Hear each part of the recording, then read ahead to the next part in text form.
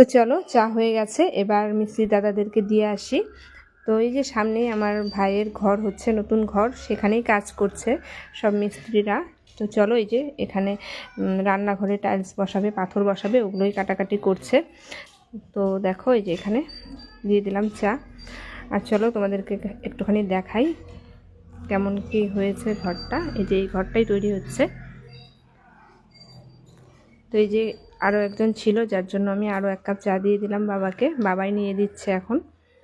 তো আর এদিকে আমি ঘর ঠর ভালো করে পরিষ্কার করে মুছে নিয়েছি, ঘর মোছা সব কিছু করা কমপ্লিট হয়ে গেছে। তো চলো এবার আর একটুখানি তোমাদেরকে ঘরটা দেখিয়ে নিয়ে আসি কতটুকু কী হলো। আর বাবা এখানে সুপুরিগুলোকে রোদে দিয়েছে, শুকোতে দিয়েছে। তো ঘেমে ঠেমে একাকার, কারণ প্রচুর গরম পড়েছে। তো চলো একটুখানি দেখে আসি ঘরটা কতখানি হলো।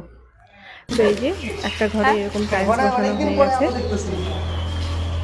আর একটা রুমে